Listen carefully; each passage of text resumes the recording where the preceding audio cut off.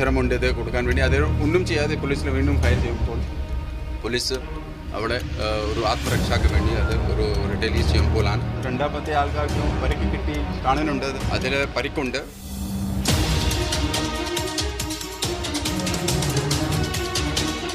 ജലീലിനെ എവിടുന്നെങ്കിലും പിടിച്ച് ഈ റിസോർട്ടുകാരുമായി ബന്ധപ്പെട്ടുകൊണ്ട് അവിടെ കൊണ്ട് വെടിവെച്ച് വന്നാണെന്ന് വരെ സംശയിക്കാവുന്ന ഒരു അവസ്ഥയുണ്ട്. രാവിലെ വരെ വെടിവെച്ചു എന്നൊക്കെ പറയുന്നതിൽ ഒരിക്കലും വിശ്വാസയോഗ്യമായ ഒരു കാര്യമില്ല. നോർമൽ വന്നവർ റിസപ്ഷനിൽ വന്നിട്ട് കാര്യങ്ങൾ ഞങ്ങൾക്ക് ഫണ്ടിൻ്റെ ഒരു ആവശ്യമുണ്ട്, അത് ഞങ്ങൾക്ക് കിട്ടിയേ പറ്റൂ. ഒരു 50,000 രൂപയാണ് അവർ ചോദിച്ചത്. വേറെ ബുദ്ധിമുട്ടൊന്നുമില്ല, മാന്യമായിട്ട് അവർ സംസാരിച്ച് കാര്യങ്ങൾ അപ്പോൾ നിങ്ങൾ എത്രയും പെട്ടെന്ന് അറേഞ്ച് ചെയ്ത് തരണം. അവരുള്ള സമയത്തായിരുന്നു 2-3 ഗസ്റ്റ് വന്നത്. പക്ഷേ വളരെ മാന്യമായിട്ട് അവർ സംസാരിച്ചത്. ഗസ്റ്റിന് ഞങ്ങൾക്ക് ബുദ്ധിമുട്ടൊന്നും ഞങ്ങൾ ചെയ്യില്ല, ഞങ്ങൾ അവർ വേറെ റൂമിലേക്ക് മാറി തന്നു. പക്ഷേ ഞങ്ങൾ ഗസ്റ്റിന് ഞങ്ങൾ നേരെ റെസ്റ്റോറൻറ്റിലേക്കാണ് കയറ്റിയത്. അവർ പറഞ്ഞു ഗസ്റ്റിന് ബുദ്ധിമുട്ടുണ്ടാക്കുന്ന ഞങ്ങളൊന്നും ചെയ്യില്ല, നിങ്ങൾ ഉപദ്രവിക്കാനല്ല വന്നത്. മാവോയിസ്റ്റുകളിൽ നിന്നുള്ള ശല്യം മൂലം സ്ത്രീകളും കുട്ടികളും ഉൾപ്പെടെ നാട്ടുകാർ നേരിടുന്ന ബുദ്ധിമുട്ടുകൾ ധാരാളം പരാതി ലഭിച്ചിരുന്നു. അർദ്ധരാത്രി വീടുകളിൽ മുട്ടിവിളിച്ച് ഭക്ഷണവും പണവും ആവശ്യപ്പെടുന്നു. ടൂറിസം കേന്ദ്രങ്ങളിലും ഹോം സ്റ്റേകളിലും കയറി പണം പിരിക്കുന്നു. ദേശവിരുദ്ധ പ്രചാരണങ്ങൾ അടങ്ങിയ പോസ്റ്ററുകൾ പതിക്കുന്നു. ഇതിനെ നേരിടാൻ മലപ്പുറം, കോഴിക്കോട്, വയനാട്, കണ്ണൂർ ജില്ലകളിൽ ഓപ്പറേഷൻ അനാക്കൊണ്ട എന്ന പേരിൽ police, anti Naxal squad, thunderbolt, local police എന്നിവ തെരച്ചിൽ തുടരുകയാണ്. വയനാട്ടിലെ ലക്കിടി ഉപവൻ റിസോർട്ടിൽ ആയുധധാരികളായ ഒരു സംഘം മാവോയിസ്റ്റുകൾ ബുധനാഴ്ച രാത്രി 8:30 എത്തി ഭക്ഷണം കരസ്ഥമാക്കാൻ ശ്രമിക്കുകയും പണം പിടിച്ചു വാങ്ങാൻ ശ്രമിക്കുകയും ചെയ്തിരുന്നു. പോലീസിനെ കണ്ടപ്പോൾ അവർ പോലീസിനെതിരെ വെടിയുതിർക്കുകയും തുടർന്നുണ്ടായ സംഘർഷത്തിൽ ഒരാൾ മരണമടയുകയും ചെയ്തു. ഇതാണ് പോലീസ് വയനാട്ടിലെ സംഭവത്തെക്കുറിച്ച് ഇന്ന് വൈകുന്നേരം വിശദീകരിച്ചത്. പോലീസ് തങ്ങളോട് മാന്യമായാണ് പെരുമാറിയതെന്ന് ഉപവൻ റിസോർട്ടിൻ്റെ ഉടമ രഞ്ജിത്തും മാധ്യമങ്ങളോട് പറയുന്നു. യഥാർത്ഥത്തിൽ വയനാട്ടിൽ നടന്നത് എന്താണ്? മാവോയിസ്റ്റ് എന്ന പേരിൽ ഒരാളെ കൊന്നു തള്ളിയതാണോ അതോ അതൊരു ഏറ്റുമുട്ടൽ കൊലയാണോ എന്നാണ് സ്പെഷ്യൽ എഡിഷൻ പരിശോധിക്കുന്നത്. നമ്മളോടൊപ്പം അതിഥികളായി മുൻ ആഭ്യന്തരമന്ത്രി തിരുവഞ്ചൂർ രാധാകൃഷ്ണൻ, മുൻ SP ജോർജ് ജോസഫ്, CPM നേതാവ് KT കുഞ്ഞിക്കണ്ണൻ, നിയമവിദഗ്ധൻ അഡ്വക്കേറ്റ് KS മധുസൂദനൻ എന്നിവർ ചേരും. ഈ ചർച്ചയുടെ തുടക്കത്തിൽ മരിച്ച CP ജലീലിൻ്റെ സഹോദരൻ CP റഷീദ് ചേരും. ആദ്യം CP ജലീലിൻ്റെ സഹോദരൻ CP റഷീദിലേക്ക്. CP റഷീദ്, ഈ സംഭവത്തിൽ ദുരൂഹതയുണ്ട് എന്ന് നിങ്ങൾ എന്തുകൊണ്ടാണ് ആരോപിക്കുന്നത്? ഒന്നാമത്തെ ഒരു പ്രശ്നമെന്ന് പറയുന്നത് എന്തുകൊണ്ടാണ് മാവോയിസ്റ്റുകൾ മാത്രം കൊല്ലപ്പെടുന്നത്, എന്താണ് പോലീസിന് പരിക്കേൽക്കാത്തത്, എന്തുകൊണ്ട്? യാതൊരു അർത്ഥത്തിൽ കേടുപാടുകളോ മറ്റു ഡാമേജുകളോ ഒന്നും ഉണ്ടാകുന്നില്ല. അപ്പോൾ ആ അർത്ഥത്തിൽ നിലനിൽക്കുന്ന ആളുകളെ വലിയ ഫോഴ്സൊന്നും ഉപയോഗിക്കാതെ, ഇന്ന് നിലവിലുള്ള തണ്ടർ ഫോഴ്സിൻ്റെ പകുതിയോ കാൽഭാഗമോ ഉപയോഗിച്ച് കീഴ്പ്പെടുത്താനും നിയമപരമായി കൈകാര്യം ചെയ്യാനും കഴിയുന്നൊരു സാധ്യത ഉണ്ടായിട്ട് പോലും തലക്കാണ് വെടിയേറ്റിട്ടുള്ളത്. അപ്പോൾ തലയൊക്കെ വെടിവെച്ച് തകർത്ത് കൊല്ലുക എന്ന ലക്ഷ്യത്തോടു കൂടി വലിയൊരു സംഘം പോലീസ് വളരെ ചെറിയ ഒരു കൂട്ടം ആളുകളെ അവരുടെ അടുത്ത് ആയുധമുണ്ടെന്ന് പറഞ്ഞിട്ട് വളഞ്ഞിട്ട് ഏകപക്ഷീയമായി ആക്രമിക്കുന്ന സംഭവങ്ങളാണ് നടന്നുകൊണ്ടിരിക്കുന്നത്. വ്യാജ ഏറ്റുമുട്ടലുകൾ കഴിഞ്ഞ ഒരു 30 വർഷം ഇന്ത്യയിലെ വ്യത്യസ്ത സംസ്ഥാനങ്ങളിലും കേരളത്തിലെ കുപ്പുദേവരാജും വർഗീസും ഒക്കെ സംഭവങ്ങൾ നമ്മൾ വളരെ വ്യക്തമായിട്ട് കണ്ടിട്ടുള്ള കാര്യമാണ്. അപ്പോൾ അതുകൊണ്ട് തന്നെ ഈ മരണവും ആ അർത്ഥത്തിൽ ദുരൂഹമാകാനുള്ള സാധ്യതയുണ്ട്. കാരണം ഇത്തരത്തിലുള്ള സംഭവങ്ങളിൽ സാധാരണയായി സുപ്രീം കോടതിയുടെ ഒരു ഗൈഡ് ലൈൻ ഉണ്ട്, 2016 പുറപ്പെടുവിച്ചത്. അതിൽ വേണ്ടത് നിലവിൽ ഈ എൻകൗണ്ടറിന് നേതൃത്വം നൽകിയ പോലീസ് സംഘത്തേക്കാൾ മുതിർന്ന ഒരു ഉദ്യോഗസ്ഥൻ്റെ നേതൃത്വത്തിൽ ഒരു CID അല്ലെങ്കിൽ ക്രൈംബ്രാഞ്ച് തലത്തിലുള്ള അന്വേഷണം വേണമെന്ന് സുപ്രീം കോടതി നിർദ്ദേശിച്ചിട്ടുണ്ട്. കൂടാതെ ഒരു മജിസ്റ്റീരിയൽ അന്വേഷണം നിർദ്ദേശിച്ചിട്ടുണ്ട്. ഇതുകൊണ്ട് നിങ്ങൾ തൃപ്തരാണോ? ഒന്നാമത്തെ കാര്യമെന്ന് പറയുന്നത് കേരളത്തിലെ സർക്കാരായാലും ഏത് സർക്കാരായാലും ഒരു സ്ഥലത്ത് ഒരു മരണം നടന്നിട്ടുണ്ടെങ്കിൽ, ഒരു ആക്രമണം നടന്നിട്ട് ഒരു മരണം നടന്നിട്ടില്ലെങ്കിൽ, ദുരൂഹത ആരോപിക്കപ്പെട്ടിട്ടുണ്ടെങ്കിൽ, PUCL വേഴ്സസ് മഹാരാഷ്ട്ര കേസിൽ ബഹുമാനപ്പെട്ട സുപ്രീം കോടതി പറഞ്ഞിട്ടുള്ളൊരു ഇതിൽ സുപ്രീം കോടതി ഒരു മാർഗനിർദ്ദേശകം മുന്നോട്ട് വെച്ചിട്ടുണ്ട്. അതിൽ പറയുന്നത് FIR രജിസ്റ്റർ ചെയ്തുകൊണ്ട് ഈ ആക്രമണത്തിൽ പങ്കാളിയായ പോലീസുകാർക്കെതിരെ FIR രജിസ്റ്റർ ചെയ്തുകൊണ്ട് ഒരു മജിസ്റ്റീരിയൽ അന്വേഷണം നടത്തുകയാണ്. അതിനിന്ന് വരെ ഈ പോലീസുകാർക്കെതിരെ FIR രജിസ്റ്റർ ചെയ്യാൻ ഈ കുപ്പുദേവരാജൻ്റെ ആക്രമണത്തിലായാലും അല്ലെങ്കിൽ അജിതയെ കൊല്ലപ്പെട്ടതായാലും മുമ്പ് വർഗീസിൻ്റെ കൊല നടത്തതായാലും അതിന് തയ്യാറാകാതെ ജനങ്ങളെ കണ്ണ് പൊടിയിടാൻ വേണ്ടിയുള്ളൊരു ക്രൈംബ്രാഞ്ച് അന്വേഷണമാണ് പ്രഖ്യാപിക്കാനുള്ള സാധ്യത ഞാൻ കാണുന്നത്.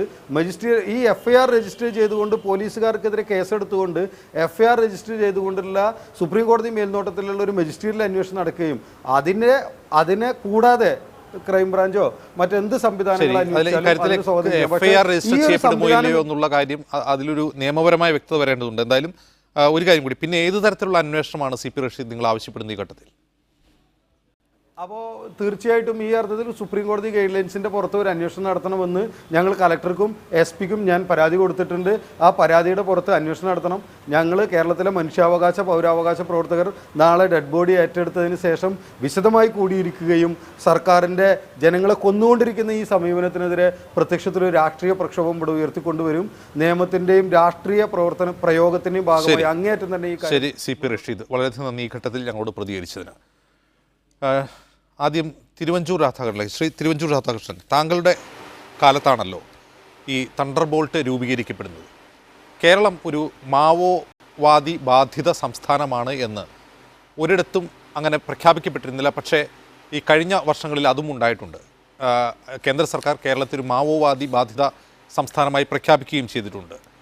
യഥാർത്ഥത്തിൽ അത്തരമൊരു മാവോവാദി ഭീഷണി ഇവിടെ ഇല്ല എന്ന് നമുക്കെല്ലാം അറിയാം. മറ്റ് സംസ്ഥാനങ്ങളിലുള്ളതുപോലെ ഒരു ഭീഷണി നമുക്കില്ല എന്നറിയാം. ഇപ്പോൾ നോക്കൂ, മൂന്നാമത്തെ ആളാണ് ഈ തണ്ടർ ബോൾട്ടിൻ്റെ കൈകളാൽ കൊല്ലപ്പെടുന്നത്. ഈ സംഭവത്തെക്കുറിച്ച് നിങ്ങളുടെ ഒരു അനുഭവ സമ്പത്ത് വെച്ച് ഈ സംഭവത്തെക്കുറിച്ച് ഇവിടെ അവരുടെ ബന്ധുക്കൾ ഉന്നയിക്കുന്ന സംശയങ്ങൾ ന്യായമാണെന്ന് തോന്നുന്നില്ലേ?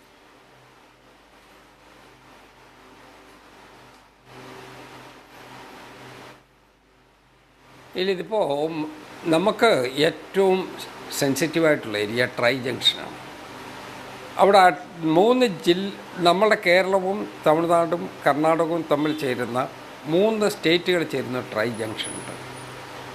അതുവഴി കടന്നു പോരാനായിട്ട് ഒന്നുകിൽ കേരളത്തിൽ ശക്തമായ നടപടിയെടുത്താൽ മറ്റ് സ്റ്റേറ്റിലേക്ക് പോകാം, മറ്റ് സ്റ്റേറ്റുകളിൽ ഏതെങ്കിലും ഒരു നടപടിയെടുത്താൽ കേരളത്തിലേക്ക് കയറാം.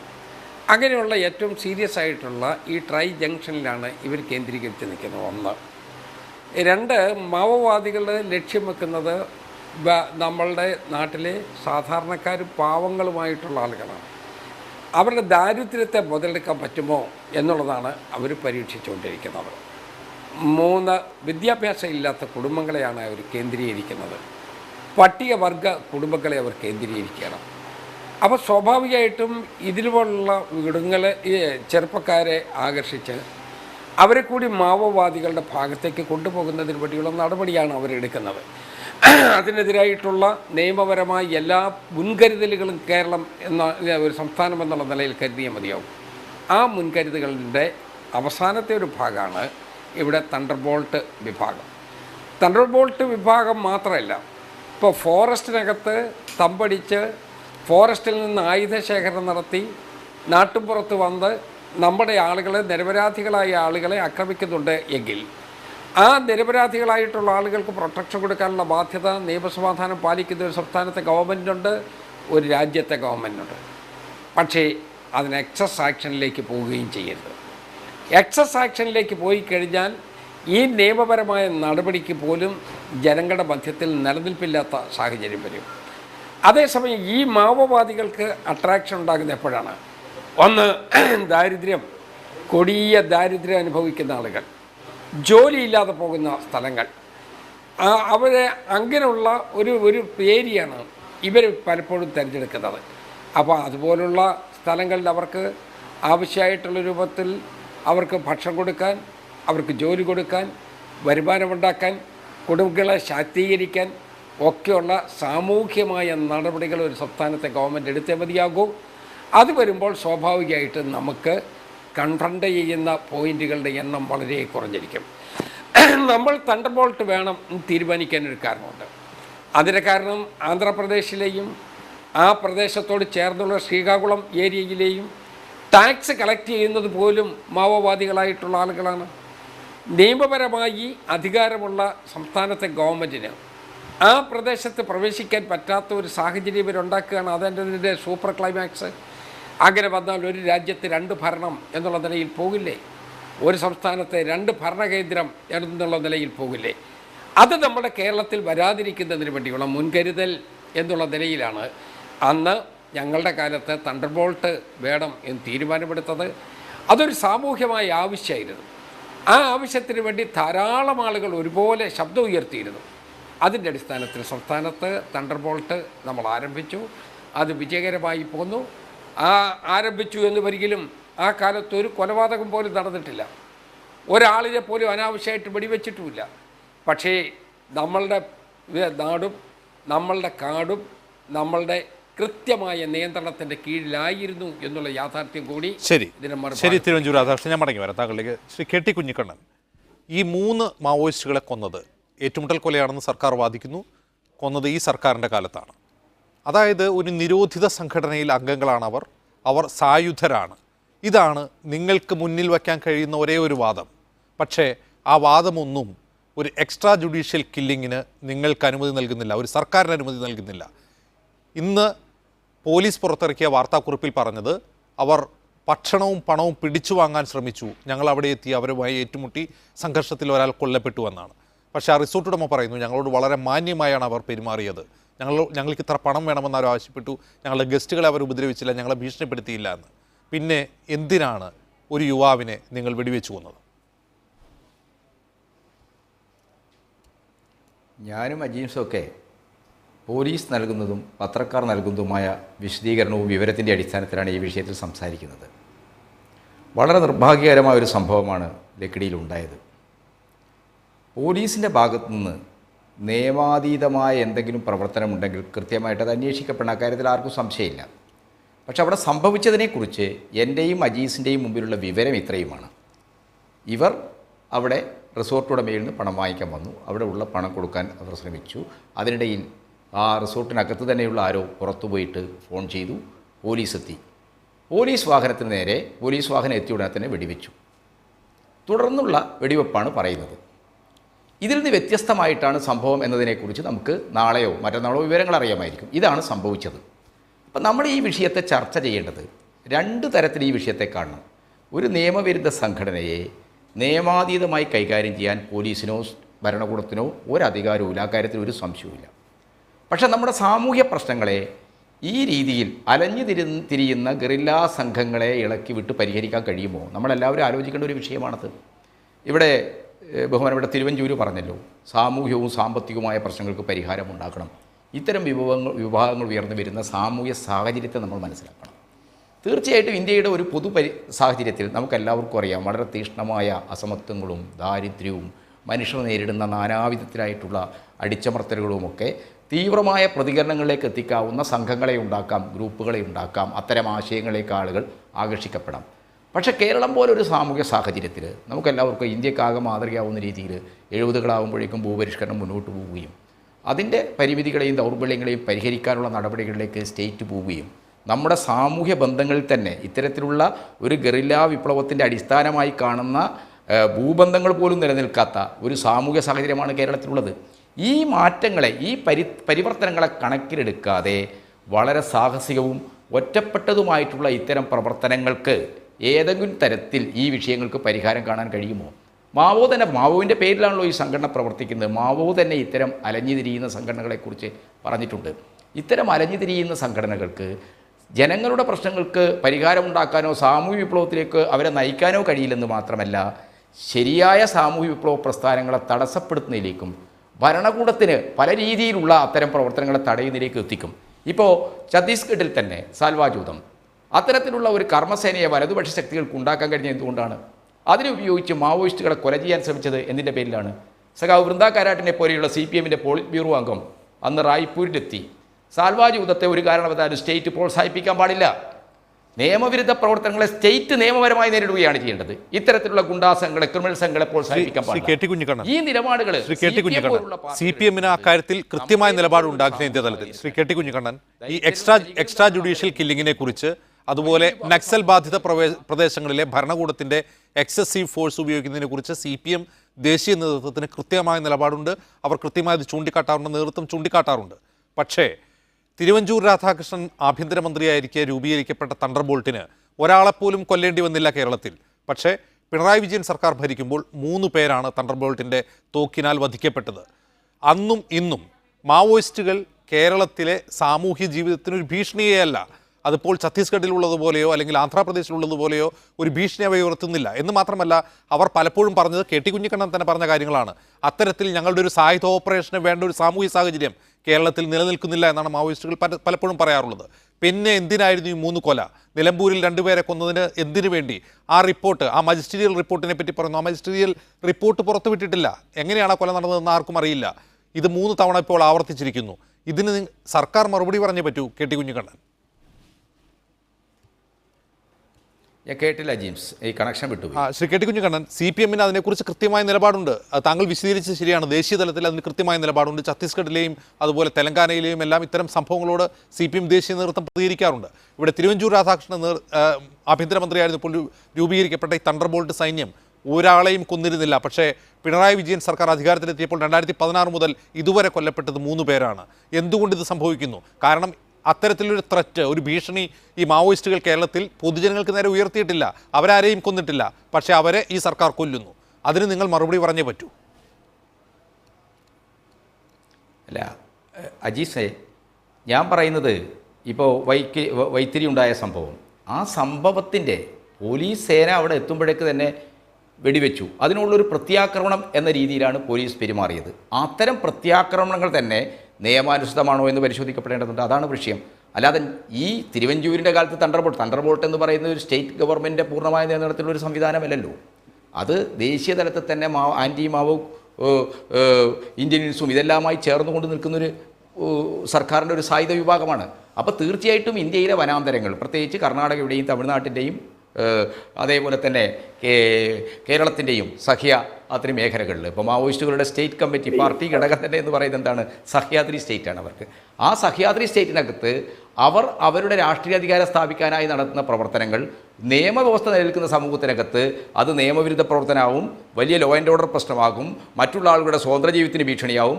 ആ രീതിയിലുള്ള സായുധ സംഘങ്ങളുടെ പ്രവർത്തനങ്ങളെ സർക്കാരിന് തടയേണ്ടി വരും. അങ്ങനെ തടയുമ്പോൾ സ്വാഭാവികമായിട്ടും ഒരു സായുധ സംഘം മായി സർക്കാരിൻ്റെ സംവിധാനം, സർക്കാരിൻ്റെ സ്റ്റേറ്റിൻ്റെ മർദ്ദനോപകരണം, പോലീസ് ഇടപെടുമ്പോൾ ഏറ്റുമുട്ടലുകൾ ഉണ്ടാകും.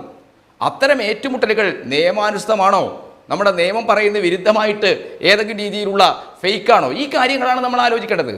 ഞാൻ മനസ്സിലാക്കിയെടുത്തോളം വൈത്തിരിയിൽ നിന്നുള്ള എല്ലാ റിപ്പോർട്ടുകളും അത് ഫേക്ക് എൻകൗണ്ടർ അല്ല എന്നാണ്. എനിക്ക് പത്രക്കാരും അതേപോലെ പോലീസും നൽകുന്ന വിവരങ്ങൾ മാത്രമേ ഉള്ളൂ. നമുക്ക് എല്ലാവർക്കും അത്രയും വിവരങ്ങളേ ഉള്ളൂ. ശരി, ഞാൻ മനസ്സിലാക്കുന്നത് അവിടെ സംഭവിച്ചിട്ടുള്ളത്. ശ്രീ ജോർജ് ജോസഫ്, തണ്ടർബോൾട്ട് ആരുടെ കീഴിലാണ് പ്രവർത്തിക്കുന്നത്? അത് കേന്ദ്രസേനയാണ്, സംസ്ഥാനത്താണ് പ്രവർത്തിക്കുന്നത്. സംസ്ഥാനത്തെ ഇൻ്റലിജൻസ് ഇൻപുട്ട് കൂടി ഉൾപ്പെടുത്തിയാണ് അവർ ഓപ്പറേഷൻ നടത്തുന്നത്. എന്ന് മാത്രമല്ല സംസ്ഥാന പോലീസുമായി സഹകരിച്ചാണ് അവർ പ്രവർത്തിക്കുന്നത്. പക്ഷേ സംസ്ഥാന മനുഷ്യാവകാശ കമ്മീഷൻ ഈ നിലമ്പൂർ ഏറ്റുമുട്ടൽ കൊലയുമായി ബന്ധപ്പെട്ട ഒരു കേസ് പരിഗണിക്കുമ്പോൾ ചോദിച്ചത് ആരാണ് ഈ സംഘത്തെ നയിച്ചത് എന്നാണ്. അതിന് മറുപടി ഉണ്ടായിരുന്നില്ല പോലീസ് അധികാരികൾക്ക്. യഥാർത്ഥത്തിൽ ഇതെങ്ങനെയാണ് പ്രവർത്തിക്കുന്നത്? ആരുടെ നിർദ്ദേശം സ്വീകരിച്ചാണ് ഇവർ വെടിവെക്കാൻ ഉത്തരവിടുന്നത്? അല്ല, നമ്മൾ ഒരു കാര്യം ആലോചിക്കേണ്ടത്, ഇത് ഒരു നിരോധിത സംഘടനയാണ്. ആ കാര്യം എല്ലാവരും മറന്നു പോകുന്നു. പീപ്പിൾസ് ലിബറേഷൻ ആർമി എന്ന് പറഞ്ഞ ഇതിനോടൊപ്പം പ്രവർത്തിക്കുന്ന ഒരു സംഘടനയുണ്ട്. ഇത് രണ്ടും ഇന്ത്യയിലെ 8-10 നിരോധിത സംഘടനയിൽ പെട്ടതാണ്. അവർ ആയുധങ്ങളുമായിട്ടാണ്. അത് നേരത്തെ തിരുവഞ്ചൂർ അദ്ദേഹം പറഞ്ഞത് ഉണ്ട്, 3 സ്റ്റേറ്റിൻ്റെ നടുവിൽ നിന്നാണ് ഇവർ പ്രവർത്തിക്കുന്നത്. അവരങ്ങോട്ട് മാറും. നമുക്ക് മനസ്സിലാക്കിക്കോണം, നമ്മുടെ പശ്ചിമഘട്ടത്തിൽ അല്ലെങ്കിൽ പാലക്കാട്, അല്ലെങ്കിൽ വയനാട്, കണ്ണൂർ, കോഴിക്കോട്, ഈ 4 സ്ഥലങ്ങളിൽ ഒരു വർഷം 10, 30, 40 പ്രാവശ്യം ഇവർ കാട്ടിൽ നിന്ന് നാട്ടിലിറങ്ങുകയാണ്. ആ ഇറങ്ങിയത് എല്ലാ സ്ഥലത്തും ആയുധങ്ങളുമായിട്ടാണ് എഴുതുന്നത്. അപ്പം ഇവരുടെ പ്രവർത്തന മേഖലകൾ വനത്തിലാണ്. നമുക്ക് കഴിഞ്ഞ പൂക്കോട്ടുപാടത്തിലെ 2 പേരെ വെടിവെച്ച് കൊന്നു ഈ സർക്കാർ അധികാരത്തിൽ വന്ന ശേഷം. ആ 2 പേരെ വെടിവെച്ച് കൊന്ന സമയത്ത് അത് ഒന്ന് നമുക്കറിയാം, കുപ്പുസ്വാമി 60 വയസ്സുണ്ട്, അയാൾ ആന്ധ്രയിലുള്ള ആളാണ്. മറ്റൊന്ന് തമിഴ്നാട്ടിലെ പുത്തൂരുള്ള അജിതയാണ്. അപ്പോൾ ഇതിന് മറ്റ് സ്റ്റേറ്റിൽ നിന്ന് ആൾക്കാർക്ക് നിർബാധം കേരളത്തിലോട്ട് വരികയാണ്. അപ്പോൾ ഇതൊരു ചെയിനാണ്, നമ്മൾ അത് മനസ്സിലാക്കിക്കണം. ഇവർ കേരളം, തമിഴ്നാട്, ആന്ധ്ര, അതുപോലെ ജാർഖണ്ഡ്, ബീഹാർ, പിന്നെ ബംഗ്ലാദേശ്, അങ്ങ് ബർമയിലോട്ട് പോവുകയാണ്. ഇതൊരു നെറ്റ്വർക്കാണ്. അപ്പോൾ ഇത് 12,000-ഓളം ആൾക്കാരെ ഇന്ത്യയിൽ ഇവർ കൊന്നൊടുക്കിയിട്ടുണ്ട്. അതൊക്കെ നമ്മൾ മറന്നു പോരുത്. കേരളത്തിൽ 2016 അത് എനിക്ക് തോന്നുന്നത് തിരുവഞ്ചൂർ അദ്ദേഹം ആഭ്യന്തരമന്ത്രി സമയത്താണെന്ന് തോന്നുന്നു, 2016 ഒരു പോലീസ് ഡ്രൈവറെ വെടിവെച്ച് കൊന്നിട്ടുണ്ട്. അപ്പോൾ അതൊക്കെ നമ്മൾ മറക്കരുത്. അപ്പോൾ ഇത് തോക്കുമായിട്ട് നിൽക്കുന്നതിടത്ത് എനിക്കറിയത്തില്ല അവരെ എങ്ങനെയാണ് റിഫോം ചെയ്യുന്നത്. അത് തീർച്ചയായിട്ടും ഇതൊരു ട്രൂ കേസായിട്ടാണ്. ഇതൊരു ഡെലിബറേറ്റ് കില്ലിംഗ് അല്ല, ഇതൊരു ഫാബ്രിക്കേറ്റഡ് അല്ല, ഇതൊരു 2 എൻകൗണ്ടർ ആയിട്ടാണ് ഞാൻ മനസ്സിലാക്കുന്നത്. അപ്പം ഇങ്ങനെയുള്ള നിരോധന സംഘടനയിൽപ്പെട്ടവർ ഇവരെ നമ്മൾ എങ്ങനെയാണ് കൈകാര്യം ചെയ്യുന്നത് എനിക്ക് മനസ്സിലാകുന്നില്ല. അത് സാമൂഹ്യമായ വിരുദ്ധ പണി ചെയ്യുന്നവരെ നമ്മൾ അത് പ്രോഹിബിറ്റ് ചെയ്തിട്ടുള്ളതാണ്. വെടിവെച്ച് കൊല്ലുകല്ലാതെ വേറെ മാർഗ്ഗമില്ല, അല്ലെങ്കിൽ കാഷ്വാലിറ്റി ഇവിടെ ഉണ്ടാവും. അപ്പോൾ അത് ഇന്നുവരെയാലും മരിച്ചില്ല. ജോർജ് ജോസഫ്, പൂക്കോട്ടുപാടത്ത് പോലീസ് വെടിവെച്ച് കൊന്ന 2 പേർ രോഗബാധിതരായി ടെന്റുകളിൽ കഴിയുന്നവരായിരുന്നു. അവരവിടെ എത്തിയപ്പോൾ അവർക്ക് കാവൽ നിന്ന സായുധ സംഘം പോലീസിനെ നേരെ വെടിയുതിർത്തു, ഓടി രക്ഷപ്പെട്ടു. പോലീസ് തിരിച്ചവിടെ എത്തിയതിനു ശേഷം 29 മുറിവുകളാണ് മരിച്ച അജിതയുടെ മേത്തുണ്ടായിരുന്നത്. അതായത് ഇനി ഇവർ സായുധമായി അവിടെ സംഘടിച്ചത് തന്നെ നിയമവിരുദ്ധമാണെന്ന് സമ്മതിക്കുക, അത് അങ്ങനെ തന്നെയാണ്. എങ്കിൽ പോലും ഈ ആളുകളെ വെടിവെച്ചു കൊന്നാണോ സൈന്യവും സേനയും ഇതിനെയെല്ലാം നേരിടേണ്ടത്? മറ്റു മാർഗങ്ങളൊന്നുമില്ല. അതായത് ഏറ്റവും അവസാനം ചെയ്യേണ്ട കാര്യമാണോ ആദ്യം ചെയ്യേണ്ടതെന്നാണ് ചോദ്യം. അത് വളരെ കുറച്ചേ തിരുവഞ്ചൂർ രാധാകൃഷ്ണ കാലത്തുണ്ടായിരുന്നുള്ളൂ. ഈ സർക്കാരിൻ്റെ കാലത്ത് അത് കൂടുതലായി വരുന്നു എന്നുള്ളതാണ് പ്രശ്നം. ഇല്ല, ഞാൻ അങ്ങനെ ചിന്തിക്കുന്നില്ല. കാരണം തണ്ടർബോൾട്ടിന് അറിയാം. നമ്മൾ വിചാരിച്ചോണം പോലീസ് വളരെ ഈ കാര്യത്തിൽ വളരെ അഡ്വാൻസ്ഡ് ആണ്. പല കാര്യങ്ങളും ഇപ്പം ചാനലിൽ കൂടെ നമുക്ക് പറയാൻ ഒക്കില്ല. എങ്കിലും കേരളത്തിലെ ഇത് ഞാൻ നേരത്തെ ഒരു ചാനലിൽ പറഞ്ഞു, കേരളത്തിലെ ഈ പശ്ചിമഘട്ടത്തിലെ 5 ദളങ്ങളാണ് ഇവർ 5 ദളങ്ങളായിട്ടാണ് അവർ പ്രവർത്തിക്കുന്നത്. 6 പേരുള്ള 5 ദളങ്ങൾ. അതിൽ 2 പേരെ പോലീസ് നേരത്തെ രൂപേഷിനെയും ഷൈനിനെയും കസ്റ്റഡിയിലെടുത്തു എന്ന് പറയുന്നുണ്ട്. എന്തായാലും ശരി, 30ഓളം ആൾക്കാർ അതിനകത്തുണ്ട്. അവർക്ക് ഓരോ പർപ്പസുണ്ട്. ഇത് ഇന്ത്യ മുഴുവൻ നെറ്റ്വർക്കിലുള്ള ഒരു അംഗങ്ങൾ തന്നെയാണ്. അവരെ എങ്ങനെയാണ് കൈകാര്യം ചെയ്യുന്നത്? തമിഴ്നാട്ടിലും മറ്റ് സ്റ്റേറ്റിൽ നിന്ന് വന്നിട്ടാണ് കേരളത്തിലോട്ട് അവർ ഇങ്ങോട്ട് കയറി വരുന്നത്. അപ്പോൾ ഇവിടുത്തെ സാമൂഹ്യ പ്രവർത്തകരും ഇവിടുത്തെ രാഷ്ട്രീയക്കാരും അവരെ റിഫോം ചെയ്യേണ്ട അവരുടെ ജോലിയാണ്. പോലീസിനെ സംബന്ധിച്ചിടത്തോളം എൻകൗണ്ടർ വന്നു കഴിഞ്ഞാൽ പോലീസിൻ്റെ എഫിഷ്യൻസി കാണിക്കുകയേ ഒക്കുള്ളൂ. 10, 60, 70 റൗണ്ട് പോയെന്ന് വരും. അപ്പോൾ ഇവിടെ അതാണ് സംഭവിച്ചിരിക്കുന്നത്. വെടിവെക്കാൻ ഉത്തരവിടുന്നത് തണ്ടർബോൾട്ടാണ് വെടിവെച്ചെങ്കിൽ ആ വെടിവെക്കാൻ ഉത്തരവിടുന്നത് ആരാണ്? അതാണെന്ന് എൻ്റെ ചോദ്യം. അല്ല, വെടിവെക്കാൻ ഉത്തരവ് DGPയുടെ ആരെയും വേണ്ട. ഒരു SHOക്ക് മാത്രം മതി. Station house officer, sub inspector റാങ്കിലുള്ള ആൾ, അല്ലെങ്കിൽ ഒരു എക്കൗൺസിൽ വരെ അങ്ങനെ ഒരു എൻകൗണ്ടറിൻ്റെ സമയത്ത് വെടിവെക്കാൻ അതിന് പ്രത്യേക ഒരു ഉത്തരവിൻ്റെ ആവശ്യമില്ല. ഇത്ര ആയുധങ്ങളായിട്ട് നിൽക്കുന്ന എവിടെ ആയാലും ശരി, നമ്മുടെ നാട്ടിലായാലും ശരി, വേറൊരാളെ കൊല്ലാൻ ശ്രമിക്കുകയോ അല്ലെങ്കിൽ ആയുധങ്ങളായിട്ട് ഇറങ്ങി വരുന്ന സമയത്ത് അവരെ വെടിവെച്ച് വീഴ്ത്താനുള്ള അധികാരം പോലീസിനുണ്ട്.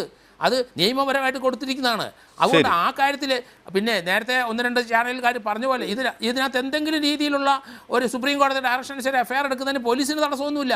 ഇതൊരു ട്രൂ എൻകൗണ്ടർ ആയതുകൊണ്ട് പോലീസിനകത്ത് പേടിക്കേണ്ട ഒരു ആവശ്യവുമില്ല. കൃത്യമായിട്ട് മടങ്ങി വരാം. അഡ്വക്കേറ്റ് KS മധുസൂദനൻ, ഈ കേസ് നിങ്ങൾ രാവിലെ മുതൽ ശ്രദ്ധിച്ചിട്ടുണ്ടാവുമെന്ന് കരുതുന്നു. ഇതുവരെ പുറത്തു വന്ന വിവരങ്ങളുടെ അടിസ്ഥാനത്തിൽ ഈ കൊല ഇത് എന്ത് തരം കൊലയായിട്ടാണ് നിങ്ങൾക്ക് തോന്നുന്നത്? ഒരു ഏറ്റുമുട്ടലാണോ അതോ പോലീസ് കൊന്നു തള്ളിയതാണോ ആ യുവാവിനെ?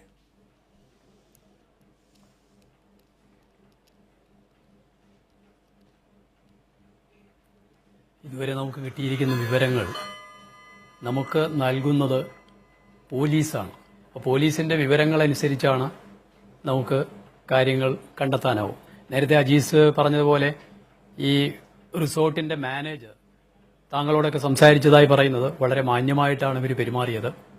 അവർ ഭക്ഷണം ചോദിച്ചു, 10 പേർക്കുള്ള ഭക്ഷണം ചോദിച്ചു, പിന്നെ കുറച്ച് കാശ് ചോദിച്ചു. സാധാരണ രാഷ്ട്രീയ പാർട്ടികൾ ഡൊണേഷൻ ചോദിക്കുന്ന പോലെ ചോദിച്ചിരിക്കാം. ഇനി അതല്ല, ഇനി ഭീഷണിപ്പെടുത്തിയാണ് പൈസ വേണം എന്ന ഇത്തിരി ബലപ്രയോഗം തന്നെ വേണം ഞാൻ വിചാരിച്ചോളൂ. എന്നാൽ പോലും ഉണ്ടാകാവുന്ന ഒഫൻസ് എന്താണ്? ഒരു എക്സ്റ്റോർഷൻ ഉണ്ടാകാം.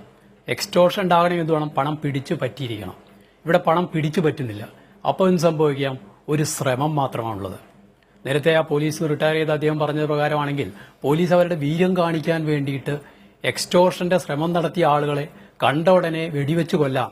ആ വെടിവെച്ച് കൊല്ലുന്ന ആളുകളെല്ലാം തന്നെ ഏതെങ്കിലും ഭീകര സംഘടനകളിൽ പെട്ടതാണെങ്കിൽ, അല്ലെങ്കിൽ അന്യായമായി സംഘം ചേർന്നവരാണെങ്കിൽ, അൺലോഫുൾ ആക്ടിവിറ്റീസ് നടത്തുന്ന സംഘമാണെന്ന് പ്രഖ്യാപിക്കപ്പെട്ടവരാണെങ്കിൽ, അതിലെ അംഗങ്ങളാണെങ്കിൽ അവരെ വെടിവെച്ച് കൊല്ലാം എന്ന അർത്ഥത്തിലേക്ക് കാര്യങ്ങൾ പോകുന്നുവെങ്കിൽ അത് വളരെ അപകടകരമായ സൂചനകളാണ് നൽകുന്നത്. കാരണം ഇപ്പം ഇന്ത്യൻ ഭരണഘടനയിലെ ഏറ്റവും ആത്യന്തികമായി നമുക്ക് ജീവന് സുരക്ഷ നൽകുന്ന വകുപ്പ് ഏതാണ്? ആർട്ടിക്കിൾ 20 തന്നെയാണ്. 20ന്റെ പരിച്ഛേദത്തിൽ ഓരോ മനുഷ്യനും no man shall be deprived of his life, ഒരു മനുഷ്യന്റെ ജീവനും എടുക്കാൻ പാടില്ല. എങ്ങനെ? Except under the procedure established by law, നിയമം പ്രഖ്യാപിക്കപ്പെട്ട അതിന്റെ നടപടികളിലൂടെ അല്ലാതെ എടുക്കാൻ പാടില്ല. അവിടെ മനുഷ്യൻ എന്ന് പറഞ്ഞാൽ എക്സെപ്റ്റ് ഭീകരൻ അല്ലെങ്കിൽ എക്സെപ്റ്റ് ഒരു കൊടുംക്രൂരൻ എന്നൊന്നുമില്ല. എല്ലാ മനുഷ്യരും അതിന്റെ പരിധിയിൽ വരും. അപ്പോൾ ഒരു മനുഷ്യനെ പോലും അയാളുടെ ജീവൻ നിയമപ്രകാരമുള്ള നടപടികളിലൂടെ അല്ലാതെ എടുക്കാൻ പാടില്ല എന്ന് പറയുന്നിടത്ത് പോലീസ് ഇവിടെ വെടിവെച്ചത് ദുഃഖകരമായി പോയി എന്ന് KT കുഞ്ഞിക്കണ്ണൻ പറയുമ്പോൾ ഇവിടെ ദുഃഖകരത്തിന്റെ അല്ല പ്രശ്നം. ഭരണഘടനാപരമായി അവർക്ക് അനുവദിക്കപ്പെട്ടിട്ടുള്ള എത്ര കൊടും ക്രൂരനായിക്കോട്ടെ അയാളുടെ ജീവന് വിലയുണ്ട് എന്ന് തന്നെയാണ് സുപ്രീം കോടതി 2016 PUCL കേസിൽ പറഞ്ഞത്. ആർട്ടിക്കിൾ 20 ചൂണ്ടിക്കാണിച്ചുകൊണ്ട് തന്നെയാണ്. അയാളുടെ ജീവൻ എടുക്കണമെങ്കിൽ അതിൻ്റെതായ നടപടിക്രമങ്ങൾ ഉണ്ടായിരിക്കണം. ഇവിടെ തന്നെ നോക്കുക, ഓടിപ്പോകുന്ന മനുഷ്യന്റെ തലയ്ക്ക് പുറകെ വെടിവെച്ച് കഴിഞ്ഞാൽ അങ്ങനെ വെടിവെച്ച് കൊല്ലുന്നത് എങ്ങനെ ഒരു പ്രത്യാക്രമണമാകും? നിങ്ങൾക്ക് എപ്പോഴാണ് ഒരു റൈറ്റ് ഓഫ് സെൽഫ് ഡിഫൻസ് കിട്ടുക? പോലീസിന് ശരിയാണ്, അവർ ആക്രമണത്തിന് വിധേയമായി കഴിഞ്ഞാൽ അവർക്ക് മരണഭീഷണി ഉണ്ടാകുന്ന രൂപത്തിലേക്ക് കാര്യങ്ങൾ ഉരുത്തിരിഞ്ഞു കഴിഞ്ഞാൽ ആ മരണഭീഷണി ഇല്ലാതാകുന്ന അവസ്ഥയിലേക്ക് കാര്യങ്ങൾ എത്തിക്കാം. ശരിയാണ്, സെൽഫ് ഡിഫൻസ് എന്ന് പറയുമ്പോൾ ഇവിടെ എന്ത് ജാതി സെൽഫ് ഡിഫൻസാണ് ഉണ്ടായിരിക്കുന്നത്? ഒരു ഹോട്ടലിൽ ചെല്ലുന്നു, ഭക്ഷണം ചോദിക്കുന്നു, കുറച്ച് പൈസ വരുമോ എന്ന് ചോദിക്കുന്നു. അതിനിടയിൽ ഒരു ജീവനക്കാരൻ സുഗന്ധഗിരിയുള്ള ഔട്ട് പോസ്റ്റിലേക്ക് ഫോൺ ചെയ്തിട്ട് ഇങ്ങനെ കുറച്ച് ആളുകൾ വന്നിട്ടുണ്ടെന്ന് പറയുന്നു. സുഗന്ധഗിരിയിൽ നിന്ന് പോലീസ് വരുമ്പോഴേക്കും പോലീസിന്റെ ഭാഷയനുസരിച്ച് വെടിവെക്കുന്നു. ഉടനെ തന്നെ തണ്ടർ ബോൾട്ട് അവിടെ പ്രത്യക്ഷപ്പെടുന്നു. തണ്ടർ ബോൾട്ട് വെടിവെക്കുന്നു. ഏതാണ്ട് നേരം വെളുക്കുന്നവരെ 8:30 മണി മുതൽ നേരം വെളുക്കുന്നവരെ വരെ പല റൗണ്ട് വെടിവെപ്പിനെ കുറിച്ച് ചിത്രമാണ് നമ്മൾ കാണുന്നത്. പക്ഷെ ഈ മരിച്ചു കിടക്കുന്ന മനുഷ്യൻ എത്ര വാര അകലെയാണ് മരിച്ചു കിടക്കുന്നത്? ഈ റിസോർട്ടിൽ നിന്ന് വളരെ അകലെയല്ലാത്ത ഒരു സ്ഥലത്താണ് അദ്ദേഹം മരിച്ചു കിടക്കുന്നത്. എപ്പോൾ അദ്ദേഹം മരിച്ചിട്ടുണ്ടാകാം? അങ്ങനെ മരിച്ചെങ്കിൽ അതിനിടയായ സാഹചര്യം എന്തായിരിക്കണം? അദ്ദേഹത്തിന്റെ പുറകിൽ വെടിവെക്ക് കിട്ടാനുള്ള സാഹചര്യം എന്താണ്? ഇതെല്ലാം പരിശോധിക്കപ്പെടേണ്ടതുണ്ട്. ഇത് പരിശോധിക്കുമ്പോൾ നമ്മൾ ദുഃഖകരമായി അല്ലെങ്കിൽ പോലീസ് എക്സസ് കാണിച്ചിട്ടുണ്ടാകാം. ഇതല്ല വിഷയം. എന്തുകൊണ്ടാണ് താങ്കൾ നേരെ ചോദിച്ചു, ഇടതുപക്ഷം ഇപ്പോൾ തിരുവഞ്ചൂരിന്റെ കാലത്തെ തണ്ടർ ബോൾട്ട് ആരെയും വെടിവെച്ച് കൊളുത്തേണ്ട ആവശ്യം ഉണ്ടായിരുന്നില്ല. എന്തുകൊണ്ട് ഇപ്പോൾ ഈ ഇടതുപക്ഷ ഗവൺമെന്റ് കാലഘട്ടത്തിൽ തണ്ടർ ബോൾട്ടിൽ കൂടുതൽ വീര്യം ഉണ്ടായി? അതെങ്ങനെ ഉണ്ടായിട്ടുണ്ടാകാം? നേരത്തെ നമ്മൾ ചൂണ്ടിക്കാണിച്ചതുപോലെ കുപ്പുസ്വാമിയുടെയും അജിതയുടെയും കൊലപാതകത്തിൽ നല്ല ക്ലീൻ ചിട്ടാണ് കൊടുത്തത്. കാരണം അത് പ്രതിരോധത്തിന്റെ ഭാഗമാണെന്ന് പറയുന്നു. അസുഖം ബാധിച്ച് കാട്ടിൽ കിടന്ന മനുഷ്യനെ വെടിവെച്ച് കൊന്ന് ആ സ്ത്രീയെ 10-27 പ്രാവശ്യം വെടിവെച്ച് കൊല്ലുമ്പോഴെല്ലാം നമ്മുടെ പോലീസ് അല്ലെങ്കിൽ ഇടതുപക്ഷ ഗവൺമെന്റിന്റെ പോലീസ് പറയുന്നത് അത് ഒരു പ്രതിരോധത്തിന്റെ ഭാഗമായിട്ടാണ് എന്ന് പറഞ്ഞ് ന്യായീകരിക്കുകയാണ്. അപ്പോൾ പോലീസിന്റെ തെറ്റായ ചെയ്തികളെ ന്യായീകരിക്കുന്ന സമയത്ത് പോലീസിന് കിട്ടുന്ന പച്ച സിഗ്നൽ എന്താണ്? ഇതുപോലുള്ള പ്രവർത്തനങ്ങൾ ചെയ്യുക എന്നതാണ് തങ്ങൾക്ക് യുക്തിസഹമായി ചെയ്യാവുന്നത്. ഒരു ടെററിസ്റ്റിന്, ഒരു ഭീകരവാദിയെ എവിടെ വെച്ച് കണ്ടു കഴിഞ്ഞാലും വെടിവെച്ച് കൊല്ലാവുന്ന അവസ്ഥ. അതായത് കാട്ടിൽ പുലി ഇറങ്ങുന്നു, ആ പുലിയെ എവിടെ വെച്ച് കണ്ടാലും നമ്മൾ വെടിവെച്ച് കൊല്ലും. അതേപോലെ തന്നെയാണ്. ശരി, അഡ്വക്കേറ്റ് കെ.എസ്. മധുസൂദനൻ, തിരുവഞ്ചൂർ രാധാകൃഷ്ണൻ, അവിടെയാണ് ഇതിന്റെ പ്രശ്നം. കാരണം ഈ ഫോഴ്സ് പോലീസിന്റെ കയ്യിലും തോക്കില്ലാത്തത് കൊണ്ടല്ലോ അവരാരെയും വെടിവെക്കാത്തത്. ഈ പറയുന്ന നക്സലുകളെ സംബന്ധിച്ച് പോലീസിന്റെ ഇന്റലിജൻസിൽ വിവരം ലഭിക്കാത്തതുകൊണ്ട്, അവരുടെ മൂവ്മെന്റ് സംബന്ധിച്ച് വിവരം ലഭിക്കാത്തതുകൊണ്ടല്ലോ അവർ സായുധ ഓപ്പറേഷന് പോകാത്തത്. ഈ തണ്ടർ ബോൾട്ട് എന്ന് പറയുന്നത് ഇതിനുവേണ്ടി മാത്രമായി നിയോഗിക്കപ്പെട്ട സേനയാണ്. അവർ പണിയെടുക്കുന്നു എന്ന് ഭരണകൂടത്തെ ബോധ്യപ്പെടുത്തണമെങ്കിൽ ഇത്തരം എക്സസ്സുകൾ കാണിക്കേണ്ടി വരുന്നൊരു സാഹചര്യം, ഒരു രാഷ്ട്രീയ സാഹചര്യം ഇപ്പോഴുണ്ട് എന്നാണ് അഡ്വക്കേറ്റ് കെ.എസ്. മധുസൂദനൻ ചൂണ്ടിക്കാട്ടുന്നത്.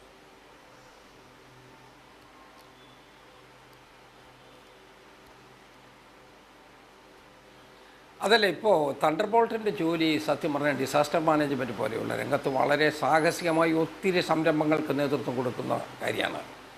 അതോടൊപ്പം തന്നെ ഈ പറഞ്ഞ പോലെ തൊട്ടടുത്തുള്ള സംസ്ഥാനങ്ങളിൽ ഇപ്പോൾ ക്യൂ ബ്രാഞ്ച് ഉണ്ട് ഒരു സ്റ്റേറ്റിൽ, ആൻറ്റി ടെററിസ്റ്റ് മൂവ്മെൻ്റ് ഉണ്ട് മറ്റൊരു സ്റ്റേറ്റിൽ, നമ്മുടെ കേരളത്തിൽ തണ്ടർ ബോൾട്ടുണ്ട്. തണ്ടർ ബോൾട്ട് വെടിവെക്കാൻ വേണ്ടി മാത്രം എന്നൊരു തെറ്റിദ്ധാരണ ഉണ്ടാകരുത്. മാത്രമല്ല, തണ്ടർ ബോൾട്ട് വർക്ക് ചെയ്യണമെന്ന് ഒരു സംസ്ഥാനത്തിൻ്റെ കീഴിലാണ് ലോ ആൻഡ് ഓർഡർ സിറ്റുവേഷൻ ഇരിക്കുന്നത്. ലോ ആൻഡ് ഓർഡർ നോക്കേണ്ടത് സംസ്ഥാനം തന്നെയാണ്. അപ്പോൾ അതുകൊണ്ട് നമ്മുടെ ഒരു DIGയുടെ കീഴിലാണ് ഈ സംസ്ഥാനത്ത് അവർ ഓപ്പറേറ്റ് ചെയ്യുന്നത്. ആ വെടിവെക്കുന്ന സാഹചര്യം ഒഴിവാക്കുന്നതിനെക്കുറിച്ചാണ് നമ്മൾ ആലോചിച്ചുകൊണ്ടേയിരിക്കുന്നത്. ഇപ്പോൾ പർട്ടിക്കുലർ പോയിന്റിൽ വന്നിട്ട് പെട്ടെന്നൊരു വിസ്ഫോടനം ഉണ്ടായി, അതിൻ്റെ അടിസ്ഥാനത്തിൽ അങ്ങോട്ടും ഇങ്ങോട്ടും ഒരു പ്രശ്നങ്ങളുണ്ടായി എന്ന് പറഞ്ഞാൽ അതൊരു സെൽഫ് ഡിഫെൻസ് പോലെയോ അല്ലെങ്കിൽ ഏതെങ്കിലും രൂപത്തിൽ നമുക്ക് വാദിക്കാൻ പറ്റും. പക്ഷേ ഇവിടെ അതല്ലല്ലോ പ്രശ്നം. ഒരു സോഷ്യൽ ഇഷ്യൂവിനെ നമ്മൾ അഡ്രസ്സ് ചെയ്യുമ്പോൾ അതൊരു സോഷ്യൽ ഇഷ്യൂ ആയിട്ട് തന്നെ നമുക്ക് ബോധ്യപ്പെടണ്ടേ? അതിനു വേണ്ടിയാണ് ഇപ്പോൾ ഈ പറയുന്ന ചെറിയ കാര്യങ്ങൾ മാത്രമല്ല ഞാനത് മനസ്സിലാക്കുന്നത്. നാട്ടിലെ ജനങ്ങളുടെ പട്ടിണിയും അതോടൊപ്പം കൊടിയ അഴിമതിയും ഇവർ ഫോക്കസ് ചെയ്യുകയാണ്. കാരണം ആളുകൾക്ക് റേഷൻ കൊടുക്കുന്നുണ്ട്, പക്ഷേ പാവങ്ങൾക്ക് കിട്ടുന്നില്ല. അവർക്ക് മണ്ണെണ്ണ കൊടുക്കുന്നുണ്ട്, പാവങ്ങൾക്ക് കിട്ടുന്നില്ല. അവർക്ക് ആരോഗ്യ സംരക്ഷണത്തിലുള്ള സ്കീമുണ്ട്, പക്ഷേ പാവങ്ങൾക്ക് കിട്ടുന്നില്ല. അപ്പോൾ വീടുകളിൽ സാധാരണഗതിയിൽ 7 മണിക്കും 9 മണിക്കും മധ്യത്തിൽ ഈ മാവോയിസ്റ്റ് മൂവ്മെൻറ്റിൽപ്പെട്ട ആളുകൾ ഈ കുടിലുകളിൽ ചെന്ന് അവരെ ഇത് പറഞ്ഞ് ബോധ്യപ്പെടുത്തി അവരുടെ നിത്യജീവിതവുമായി ബന്ധപ്പെട്ട ജീവിതത്തിലുണ്ടാകുന്ന പ്രയാസങ്ങൾ അവരെ ബോധ്യപ്പെടുത്തിക്കൊണ്ട് അവരെ കൂടി മാവോയിസ്റ്റ് മൂവ്മെൻറ്റിലേക്ക് ആകർഷിക്കുകയാണ്. അപ്പം നമ്മളുടെ മറുപടി എന്താ? വെടിവെപ്പാണോ? അല്ല. നമ്മുടെ മറുപടി ഈ പറഞ്ഞുകൊണ്ടിരിക്കുന്ന കാര്യങ്ങൾ അതൊരു സോഷ്യൽ ഇഷ്യൂ ആണ്. അതിനാവശ്യമായ രൂപത്തിലൊരു പരിഹാരമാർഗം നമ്മൾ ഉണ്ടാക്കുക. ആ പരിഹാരമാർഗം ഉണ്ടാക്കാൻ ഒരു ഗവൺമെൻറ്റിന് പറ്റും. ആ ഗവൺമെൻറ് ആ നടപടിയെടുക്കണം. ആർക്കെങ്കിലും പാവങ്ങൾക്ക് കൊടുക്കുന്ന അരി കട്ടെടുത്ത് പോകുന്ന ആളുകളുണ്ടെങ്കിൽ അവർക്കെതിരായി നടപടിയെടുക്കണം. അത് ജനങ്ങളെ ബോധ്യപ്പെടുത്തണം. ജനങ്ങൾക്കും ബോധ്യപ്പെടുത്തണം ഇതുപോലുള്ള തെറ്റ് കാണിക്കുന്നവരെ ശിക്ഷിക്കുന്നുണ്ട് എന്നുള്ള കാര്യം. ഈ രൂപത്തിൽ നമുക്കിതിനെ മറ്റൊരു സോഷ്യൽ കോസ് പോലെ കണ്ട് പരിഹാരമുണ്ടാക്കാൻ കഴിഞ്ഞാൽ പുറത്തുനിന്ന് വരുന്ന മാവോയിസ്റ്റ് കേരളത്തിൽ അവർക്ക് ശക്തി പ്രാപിക്കാനിടയാവില്ല. ഇപ്പോൾ ഉണ്ടായ ഒരു പർട്ടിക്കുലർ പ്രശ്നം, ഒരു റിസോർട്ടിൽ ചെന്നു, അവർ പണം ചോദിച്ചു, അവർ ഭക്ഷണം ചോദിച്ചു. വളരെയധികം നന്ദി ശ്രീ തിരുവഞ്ചൂർ രാധാകൃഷ്ണൻ ഈ ഘട്ടത്തിൽ പ്രതികരിച്ചതിന്. ശ്രീ കെ ടി കുഞ്ഞിക്കണ്ണൻ, ഈ മാവോയിസ്റ്റുകൾ ഇതര സംസ്ഥാനങ്ങളിൽ നിന്ന് വന്നിവിടെ ഒളിപ്പാർക്കുക എന്ന് മാത്രമല്ല, ഇവിടെ നിന്നുള്ള ധാരാളം പേരും ആ ആശയം കൊണ്ടു നടക്കുന്നവരുണ്ട്, ആ നിരോധിത സംഘടനയിൽ അണിചേർന്നിട്ടുള്ളവരുമുണ്ട്. ഇവിടെ തിരുവഞ്ചൂർ രാധാകൃഷ്ണൻ ചൂണ്ടിക്കാട്ടിയതുപോലെ ആ ആശയത്തിന് ജനപ്രീതി ലഭിക്കുന്ന ഒരു സാമൂഹ്യ സാഹചര്യം കേരളത്തിലുണ്ടോ എന്നൊരു ചോദ്യം കേരളത്തിൽ ഉള്ളത് കൊണ്ടാണ് അവർക്ക് ജനപിന്തുണ ലഭിക്കുന്നത് എന്ന് അദ്ദേഹം പറയുന്നുണ്ട്. താങ്കൾ പറയുന്നു മറ്റ് സംസ്ഥാനങ്ങളെ അപേക്ഷിച്ച് താരതമ്യേന ഭേദപ്പെട്ട സാമൂഹ്യ സാഹചര്യമാണ്, അത്തരമൊരു ആശയത്തിന് ഇവിടെ പ്രചാരണം ലഭിക്കേണ്ട ഒരു കാര്യവുമില്ല എന്ന് താങ്കൾ പറയുന്നു. പക്ഷേ അവരുന്നയിക്കുന്ന പല പ്രശ്നങ്ങളും ഇപ്പോഴും സംഗതമാണ് എന്ന് തോന്നുന്നുണ്ട്. കാരണം അവരാണ് ആദ്യമായി കേരളത്തിൽ രണ്ടാം ഭൂപരിഷ്കരണത്തെപ്പറ്റി ആവശ്യമുന്നയിച്ചത്. പശ്ചിമഘട്ടം കേന്ദ്രീകരിച്ച് നടക്കുന്ന പ്രകൃതി ചൂഷണത്തെപ്പറ്റി ഇപ്പോഴും അവർ ക്യാമ്പയിൻ ചെയ്തുകൊണ്ടിരിക്കുന്നത്. ആദിവാസികളുടെ ദുരവസ്ഥയെക്കുറിച്ച് അവർ സംസാരിച്ചുകൊണ്ടിരിക്കുന്നു. സഖാവ് വർഗീസിനെ പോലുള്ളവർ മുമ്പ് സംസാരിച്ച അതേ കാര്യങ്ങൾ തന്നെ. അപ്പോൾ സ്വാഭാവികമായും ആ രാഷ്ട്രീയ പ്രശ്നങ്ങളെ കൂടി പരിഗണിച്ചുകൊണ്ട് അത് പരിഹരിച്ചുകൊണ്ട് സാമൂഹ്യമായി അവർക്ക് ലഭിക്കുന്ന ഈ സാമൂഹ്യ പിന്തുണ ഇല്ലാതാക്കുകയാണ് ചെയ്യേണ്ടത്. പക്ഷേ നിങ്ങൾ ചെയ്യുന്നത്, ഇപ്പോൾ നിലമ്പൂരിലാകട്ടെ, നിലമ്പൂരിൽ ആ 2 പേരെ എന്തിനാണ് കൊന്നതെന്ന ചോദ്യം ഇപ്പോഴും നിലനിൽക്കുകയാണ്. അത് സംബന്ധിച്ച് നടത്തിയ മജിസ്റ്റീരിയൽ അന്വേഷണ റിപ്പോർട്ട് പുറത്തുവിടാൻ രാജ്യ സുരക്ഷയെ ആശങ്കിച്ചുകൊണ്ട് സർക്കാർ മടിക്കുകയും ചെയ്യുന്നു. എന്ത് രാജ്യസുരക്ഷയാണ് അതുകൊണ്ട് ഇല്ലാതാകുന്നത്? അവരെന്തിനു കൊന്നു എന്ന് ചോദിക്കുമ്പോൾ മറുപടി കൊടുത്താൽ. അജീംസേ, നമ്മുടെ സമൂഹത്തിലുള്ള നാനാവിധമായ സാമൂഹ്യ പ്രശ്നങ്ങൾ, അതിനോട് വ്യത്യസ്ത തരം പ്രതികരണങ്ങളും നിലപാടുകളും ഉണ്ടാകാം. മാവോയിസ്റ്റുകൾ നമ്മുടെ സാമൂഹ്യ പ്രശ്നങ്ങളോട് എടുക്കുന്ന നിലപാട് നമ്മുടെ യാഥാർത്ഥ്യങ്ങളുമായി ഒരു കാരണവശാലും ഇണങ്ങിപ്പോകുന്നതല്ല. കഴിഞ്ഞ ഈ വർഗീസിനൊന്നും ഇതായിട്ട് താരതമ്യം ചെയ്യരുത് കേട്ടോ. വർഗീസൊക്കെ വേറൊരു മൂവ്മെൻ്റാണത്. അത് 70s അത് സവിശേഷമായ ഒരു ലോക സാഹചര്യത്തിൽ ഈ ലോക കമ്മ്യൂണിസ്റ്റ് പ്രസ്ഥാനത്തിന് അകത്തുണ്ടായ ഒരു ആശയധാരയൊക്കെയായി ബന്ധപ്പെട്ടുകൊണ്ടാണ് വർഗീസിൻ്റെ മൂവ്മെൻറ്റ് ഉണ്ടാകുന്നത്. അത്തരം മൂവ്മെൻറ്റുകൾ പോലും വളരെ സാഹസികപരമായ നിലപാടുകളിൽ നിന്ന് ബഹുജനങ്ങളിൽ നിന്ന് ഒറ്റപ്പെട്ടു പോകുന്നതുമായി ബന്ധപ്പെട്ട് എന്താണ്, അതിന് വേരുകളില്ലാതെ പോവുകയാണ് ചെയ്തത്. ഈ മാവോയിസം എന്ന് പറയുന്നത് ലോകത്തെമ്പാടും ജനാധിപത്യപരമായ സാമൂഹ്യ മാറ്റങ്ങൾക്ക് സാധ്യതയില്ല എന്ന് വിശ്വസിക്കുന്ന മിസ്റ്റർ അവോക്കിൻ്റെ, ഞാൻ കോംറേഡ് എന്ന് പോലും വിളിക്കുന്നില്ല, ബോബോ അവോക്കിൻ്റെ പ്രത്യയശാസ്ത്രമാണ്. ഒരു അമേരിക്കൻ RCP USA എന്ന് പറയുന്നത് ഒരു അമേരിക്കൻ കമ്മ്യൂണിസ്റ്റ് പാർട്ടിയാണ്. അദ്ദേഹം വർഗപ്രസ്ഥാനങ്ങളെയും ബഹുജന പ്രസ്ഥാനങ്ങളെയും ഒക്കെ നിരാകരിക്കുന്ന സായുധ സംഘങ്ങൾ, കമ്മ്യൂണിസ്റ്റ് മാനിഫെസ്റ്റോയെ തന്നെ അദ്ദേഹം വ്യാഖ്യാനിച്ചിരിക്കുന്നത് ബലപ്രയോഗത്തിൻ്റെ ഒരു തത്വശാസ്ത്ര ഗ്രന്ഥമായിട്ടാണ്. മാനിഫെസ്റ്റോ വായിച്ചുള്ള എല്ലാവർക്കും അറിയാമല്ലോ, അത് ബലപ്രയോഗത്തെ വളരെ കുറച്ച് കാണുന്ന ഒരു പ്രത്യയശാസ്ത്ര കൃതിയാണ്. അപ്പോൾ അദ്ദേഹം വളരെ തെറ്റായ രീതിയിൽ അവതരിപ്പിച്ച ലോകമെമ്പാടും 70കൾക്ക് ശേഷമുണ്ടായ ലോക കമ്മ്യൂണിസ്റ്റ് പ്രസ്ഥാനത്തിനകത്തെ ആശയക്കുഴപ്പങ്ങളെ തെറ്റായ രീതിയിൽ വ്യാഖ്യാനിക്കുകയും തെറ്റായ പരിഹാരങ്ങൾ നിർദ്ദേശിക്കുകയും ചെയ്തു. മാവോയിനെ തന്നെ എന്താണ്, മാവോ തോട്ടായിട്ടാണ് ലോക കമ്മ്യൂണിസ്റ്റ് പ്രസ്ഥാനം മുഴുവൻ കാണുന്നത്. മാവോയിസം, ആ മാവോയിസത്തെ അദ്ദേഹം വിശദീകരിക്കുന്നത് സായുധമാത്രമായ സമരങ്ങളിലൂടെ മാത്രമേ പ്രശ്നങ്ങൾക്ക് പരിഹാരം കാണാവൂ. അത്തരം തെറ്റായ ആശയങ്ങളുടെ സ്വാധീനത്തിൽ പെട്ടുപോയ യുവാക്കളാണിവർ. ഇവരാരും തന്നെ ഒരു സാമൂഹ്യ പ്രശ്നത്തെയും അഡ്രസ്സ് ചെയ്യുന്നില്ല എന്നുള്ളതാണ് യാഥാർത്ഥ്യം. ഞങ്ങൾ ജനങ്ങൾക്ക് വേണ്ടി ചില കാര്യങ്ങൾ ചെയ്യുന്നു എന്ന് വരുത്തി തീർക്കുന്ന സാഹസിക സംഘങ്ങൾക്കപ്പുറത്ത് ജനങ്ങളെ തങ്ങളോടൊപ്പം ഉയർത്തിക്കൊണ്ടുവരാനും അവരുടെ അവകാശബോധം ഉണ്ടാക്കുവാനും അണിനിരത്താനുള്ള ഒരു പ്രവർത്തനവും. അത് ശരിയാണ്, രാഷ്ട്രീയമായി നിങ്ങൾക്ക് അവരോട് എതിരഭിപ്രായം ഉണ്ടാകാം. പക്ഷേ ഞാൻ പറയുന്നത് അവർ നിയമവിരുദ്ധ പ്രവർത്തനങ്ങളിൽ ഏർപ്പെടുന്നു എന്ന് തന്നെ കരുതുക. പക്ഷേ ഇവരെ കൊല്ലുന്നത് എന്തിനു വേണ്ടിയെന്ന് സമൂഹത്തോട് തെളിയിച്ച് പറയേണ്ട ബാധ്യത സർക്കാരിനുണ്ട്. ശ്രീ കെ ടി കുഞ്ഞിക്കണ്ണൻ, അത് നടന്നിട്ടില്ല. 2 കാര്യങ്ങളിൽ, നിലമ്പൂരിൽ നടന്ന 2 കൊലപാതകങ്ങളിൽ നടന്നിട്ടില്ല എന്നതുകൊണ്ടാണ് വയനാട്ടിലെ ഈ സംഭവത്തിൽ ചോദ്യം ചെയ്യപ്പെടുന്നത്. അല്ല അജീസേ, ഈ വിഷയത്തെ നമ്മൾ രാഷ്ട്രീയവും സാമൂഹ്യശാസ്ത്രപരമായിട്ട് ഈ വിഷയങ്ങളെ കാണുമ്പോൾ ഒരു ഗവൺമെൻറ്റിനെതിരായിട്ട്, ഒരു സ്റ്റേറ്റിനെതിരായിട്ട് യുദ്ധം പ്രഖ്യാപിക്കുകയും സായുധ സംഘങ്ങളായി മാത്രം സാമൂഹ്യ രംഗത്തേക്ക് പ്രത്യക്ഷപ്പെടുകയും ചെയ്യുന്ന ആളുകൾ, നമ്മൾ ആരെങ്കിലും കലക്ഷന് പോകുമ്പോൾ തോക്കും കൊണ്ട് പോകുമോ, പണപ്പിരിവിന് പോകുമ്പോൾ? ഒരു അഭിഭാഷക യുക്തിയിൽ എൻ്റെ സുഹൃത്ത് മധുസൂദനത് വാദിക്കാം, അവർ സാധാരണഗതിയിൽ അങ്ങനെ പോകുമോ? അപ്പോൾ അങ്ങനെ പോയപ്പോൾ അവിടുത്തെ ഒരു ജീവനക്കാരൻ പോലീസ് വന്നു. പോലീസ് വന്നപ്പോൾ തണ്ടർബോൾട്ടിൻ്റെ വാഹനത്തിന് നേരെ ആദ്യം വെടിവെപ്പുണ്ടായി. അതിനെ തുടർന്നാണ് ഈ സംഭവങ്ങളെല്ലാം ഉണ്ടാകുന്നത്. അങ്ങനെ വരുമ്പോൾ പോലും പരമാവധി ഞാൻ വ്യക്തിപരമായി ചിന്തിക്കുന്നത് പരമാവധി അത്തരത്തിലുള്ള ഒരു എൻകൗണ്ടർ ഒഴിവാക്കി എങ്ങനെ ഇവിടെ കീഴടക്കാം എന്നാലോചിക്കേണ്ടതായിരുന്നു എന്നാണ്. പക്ഷേ അത്തരമൊരു എൻകൗണ്ടറിൻ്റെ സാഹചര്യത്തെ നമ്മൾ പരിശോധിക്കണം. അല്ലാതെ വളരെ കൃത്യമായിട്ട് CPM ഭരിക്കുമ്പോൾ ഇവിടെ എൻകൗണ്ടർ കൂടുന്നു എന്നൊക്കെയല്ലേ. കേരളത്തിലെ സഖ്യപർവ്വത നിരകളിൽ മാവോയിസ്റ്റുകൾ മിഡ്നാപ്പൂരിലെ ഗോത്രമേഖലയിൽ എങ്ങനെയാണോ കമ്മ്യൂണിസ്റ്റ് സർക്കാരിനെ അട്ടിമറിക്കാൻ മമതയുമാർ ചേർന്ന് കിഷൻജിയെ പോലുള്ള മാവോയിസ്റ്റ് ദേശീയ നേതാക്കൾ ശ്രമം നടത്തിയത്, അതിന് സമാനമായ ചില ബന്ധങ്ങൾ ഇത്തരം പ്രസ്ഥാനങ്ങൾക്കുണ്ടാവും. ഞാൻ മറ്റൊരു ചാനലിൽ ചർച്ചയിൽ പങ്കെടുക്കുമ്പം വളരെ മനുഷ്യാവകാശത്തിൻ്റെ പേരിൽ വാദിച്ച ഒരാൾ പെട്ടെന്ന് എന്താണ് P. ജയരാജൻ, അക്രമ രാഷ്ട്രീയം, ക്രൂരത, CPM ഈ വിഷയത്തിലേക്ക് പോവുകയാണ്. അപ്പം ഞങ്ങൾക്കിതൊക്കെ മനസ്സിലാവും. പക്ഷെ പ്രശ്നം എന്താണ്? ഭരണകൂടത്തിന് ഏത് സാഹചര്യത്തിലും ഒരു നിയമവിരുദ്ധ ജോർജ് ജോസഫ് ഇത്തരം സംഭവങ്ങളിൽ ഒരു FIR ഇട്ട് കേസ് അന്വേഷിക്കണമെന്ന് സുപ്രീം കോടതിയുടെ ഡയറക്റ്റീവ് ഉണ്ട്. FIR ഇട്ടാൽ സ്വാഭാവികമായും ഈ കില്ലിംഗ് നടത്തിയ അക്യൂസ്ഡ് ആയിട്ടുള്ള പോലീസ് ഉദ്യോഗസ്ഥർ അതിന് പേര് വരും, സ്വാഭാവികമാണ്. അത്തരത്തിൽ FIR ഈ നിലമ്പൂർ കേസിൽ ഉണ്ടായിരുന്നില്ല എന്നിവിടെ പറയപ്പെടുന്നു. അങ്ങനെയാണെങ്കിൽ ഈ FIR ഇട്ട് ഇത് അന്വേഷിക്കുകയല്ലേ ഇത് ഈ കാര്യങ്ങൾ സുതാര്യമാക്കുകയും ജനങ്ങൾക്ക് ഇത് ബോധ്യപ്പെടുകയും ചെയ്യാനുള്ള ഏറ്റവും നല്ല വഴി? അല്ല, അത് ഇടുന്നതിന് തടസ്സമൊന്നുമില്ല. പക്ഷേ സുപ്രീം കോടതി ഒരു നിരോധിത സംഘടനയുടെ ആൾക്കാരെ വെടിവെച്ച് കൊല്ലുന്നതിന് ഒരു സുപ്രീം കോടതി അല്ലെങ്കിൽ വേറെ ആരെങ്കിലും അതിന് സപ്പോർട്ട് ചെയ്യുമെന്ന് എനിക്ക് തോന്നുന്നില്ല. ഇതൊരു നിരോധിത സംഘടന, അത് നമ്മൾ മനസ്സിലാക്കിക്കോണം. കാരണം ചുമ്മാ വെറുതെ ഒരു പോലീസ് പെട്രോളിങ്ങിന് പോയ സമയത്ത് ഉള്ള വെടിവെപ്പിലാണ് 2016 ആ പോലീസ് ഡ്രൈവറെ വെടിവെച്ച് കൊന്നത്. അപ്പോൾ ഇവിടെ നടന്നത്, ഈ വൈത്തിരി നടന്നത് പോലീസിനെ കണ്ടുടനെ വെടിയുതിർക്കുകയായിരുന്നു. അപ്പോൾ അവർ തിരിച്ചു വെടിവെക്കാതെ വേറെ എന്താ എനിക്ക് മനസ്സിലാവുന്നില്ല. അത് പോലീസ് പറയുന്നതല്ലേ ജോർജ് ജോസഫ്? അത് പോലീസ് പറയുന്നതല്ലേ അവർ വെടിവെച്ചപ്പോൾ തിരിച്ചു വെടിവെച്ചതാണെന്ന്? അല്ല, അതിന്റെ സാഹചര്യം അതെന്താണ് നടന്നതെന്നുള്ളത് ഒരു അന്വേഷണത്തിലൂടെ പുറത്തു വരിക. ഒരാളെ കൊന്നു എന്നുള്ള മൂർത്തമായ ഒരു പ്രശ്നമാണ്. അത് FIR ഇട്ട് അന്വേഷിച്ചാലേ ആരാണ് വെടിവെച്ചതെന്ന് മനസ്സിലാവുക. അല്ലല്ല, അത് വ്യത്യാസമുണ്ട്. അത് ചുമ്മാ നടന്ന് സമൂഹത്തിൽ നടക്കുന്ന ഒരാളെ അല്ല ഇത് വെടിവെച്ച് കൊന്ന ആയുധമായിട്ട് നടക്കുന്ന ആൾക്കാരെയാണ്. അപ്പോൾ അത് എന്തായാലും FIR എടുക്കുന്നെങ്കിൽ തടസ്സമൊന്നുമില്ല. കാരണം അത് അതിന്റെ സത്യം വെളിവായി വന്നോളും. അദ്ദേഹം അല്ല, ഞാൻ അദ്ദേഹത്തിന്റെ അടുത്തൊരു കാര്യം ചോദിച്ചോട്ടെ. അദ്ദേഹം ഭരണഘടനയുടെ 20 ആർട്ടിക്കിൾ 20 ഒക്കെ പറഞ്ഞു. ആർട്ടിക്കിൾ 14 വരെ 32 വരെ ഇക്വാലിറ്റിയുടെ കാര്യം തന്നെയാണ് പറയുന്നത്. അതിനൊക്കെ തർക്കമില്ല. പക്ഷേ ഒരു പൗരൻ്റെ ഒരു ഫണ്ടമെന്റൽ റൈറ്റിനോടൊപ്പം തന്നെ അയാളുടെ ചില കടമകളുണ്ട്. അത് മറക്കരുത്. ഒരു പൗരൻ്റെ ജീവനും സ്വത്തിനും ഭീഷണി അത് ഉണ്ടാകുന്നുണ്ടെങ്കിൽ പോലീസ് നോക്കണം. നമ്മുടെ രാജ്യത്തിന്റെ അഖണ്ഡത നോക്കണം.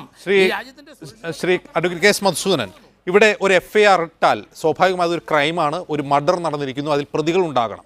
ആ ഒരു സാഹചര്യം ഒഴിവാക്കാൻ വേണ്ടി FIR ഇടാതെ മജിസ്റ്റീരിയൽ അന്വേഷണം പിന്നീട് നടത്തി, ക്രൈംബ്രാഞ്ചിൻ്റെ അന്വേഷണം ഇപ്പോൾ പ്രഖ്യാപിച്ച് ഇങ്ങനെയാണ് പോകുന്നത്. ഇപ്പോൾ നിലമ്പൂർ കേസിലും ഇത് തന്നെയാണ് സംഭവം. എന്താണ് അന്വേഷണ റിപ്പോർട്ട് എന്നുള്ളത് ജനങ്ങൾക്ക് മനസ്സിലാകുന്നില്ല. ഇവിടെ ഒരു കൃത്യമായൊരു മർഡർ നടന്നിരിക്കുന്നു, അതിൽ അക്യൂസ്ഡ് ഉണ്ട്, അങ്ങനെ ഒരു FIR ഇട്ട് ഇത് അന്വേഷിച്ചാലേ ഇത് പുറത്തു വരുമെന്നാണോ?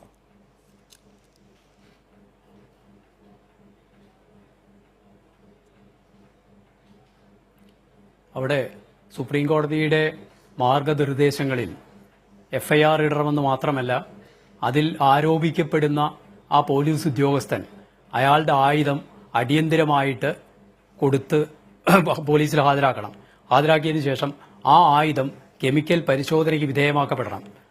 അതോ കൂടാതെ തന്നെ ഈ മരണപ്പെട്ട ആളുടെ ഫിംഗർ പ്രിന്റ്, അയാളുടെ കൈ കഴുകിയെടുത്ത് എല്ലാം തന്നെ അത് പരിശോധിക്കപ്പെടേണ്ടതുണ്ട്. കാരണം അദ്ദേഹം ആംസ് ഉപയോഗിച്ചിട്ടുണ്ടോ എന്നതിന് അത് യുക്തമായ ഒരു തെളിവായിട്ട് മാറാം.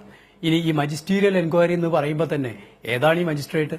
ഒരു സബ് ഡിവിഷണൽ മജിസ്ട്രേറ്റ് മാത്രമാണ്, ഒരു എക്സിക്യൂട്ടീവ് മജിസ്ട്രേറ്റ് മാത്രം, ഒരു ജുഡീഷ്യൽ മജിസ്ട്രേറ്റ് അല്ല ഈ എൻക്വയറി നടത്തുന്നത്. അങ്ങനെയുള്ള ഒരു എൻക്വയറി നടത്തുന്നതിന് പോലും ഭയപ്പെടുന്ന അവസ്ഥയിലേക്ക് എത്തപ്പെടുകയാണ് നമ്മുടെ ഭരണകൂടം. അതാണ് താങ്കൾ നേരത്തെ എടുത്തെടുത്ത് ചോദിച്ചു, എന്തുകൊണ്ടാണ് അത്തരത്തിലുള്ള ഒരു മജിസ്റ്റീരിയൽ എൻക്വയറി റിപ്പോർട്ട് ജനങ്ങളുടെ മുമ്പിൽ വെക്കാൻ ഈ ഭരണകൂടം ഭയപ്പെടുന്ന എന്തിനാണ്? ഇപ്പോൾ കുഞ്ഞിക്കണ്ണൻ ചോദിക്കുന്നത് പോലെ രാഷ്ട്രീയമല്ല ഇവിടെ ചർച്ച ചെയ്യപ്പെടുന്നത്.